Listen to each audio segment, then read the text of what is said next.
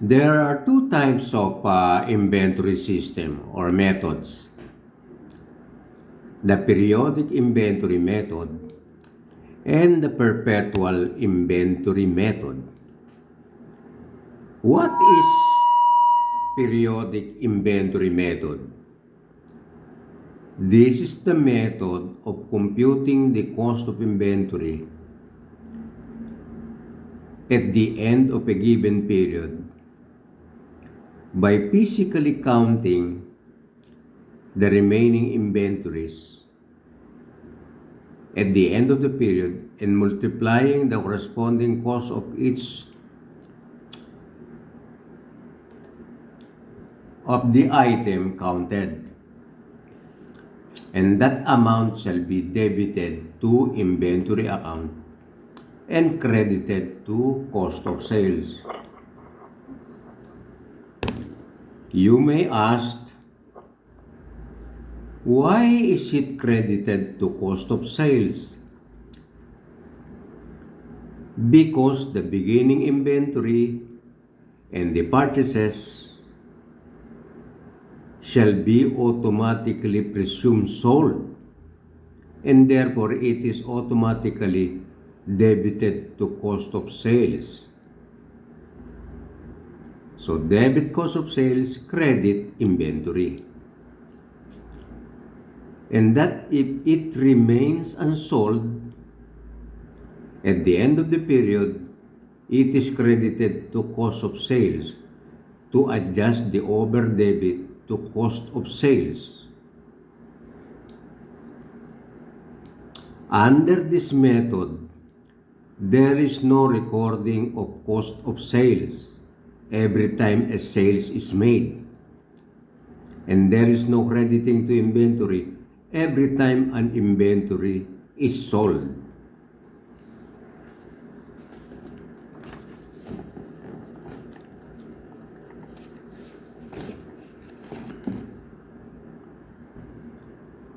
What will happen is at the end of the period, a physical inventory of all the products shall be conducted and a costing shall be made to determine the actual cost or the actual value of inventory balance.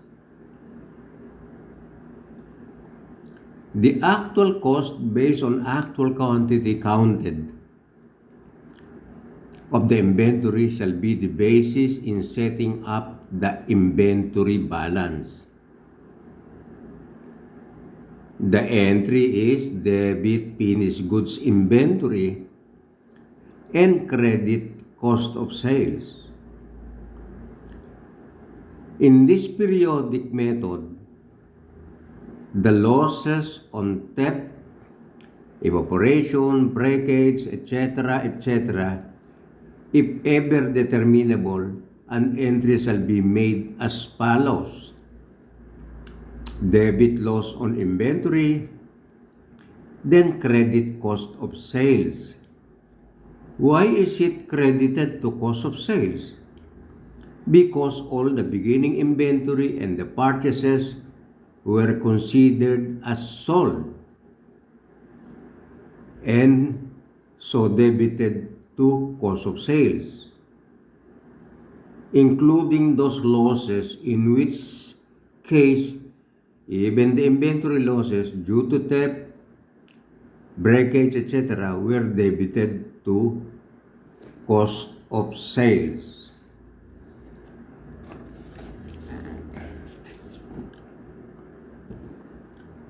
Though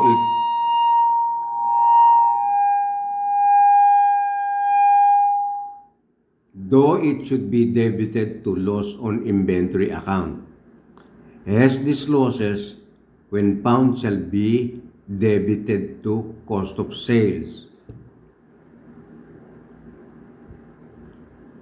What is perpetual inventory method? In this method, there is an automatic theoretical balance of inventory in the balance sheet or in the trial balance, or accounting entry is made by debiting cost of sales and crediting the inventory account, thereby having an automatic balance of inventory every time a sales is made. Unlike in the periodic method where there is no automatic recording of cost of sales in inventory every time a sales is made, or crediting an inventory every time a sales is made. However, it does not mean that there will be no more actual physical counting of inventory. There will come a time, especially at the end of the accounting period, that there is an actual physical counting of inventory, and the final costing of the physical count of inventory to determine the actual value of the inventory at the end of a given period. There is a possibility that the book balance of inventory account in the trial balance or in the ledger may be different against the value of actual physical count of inventory. In such a case, there should be thorough analysis as to why there is a variance between the book balance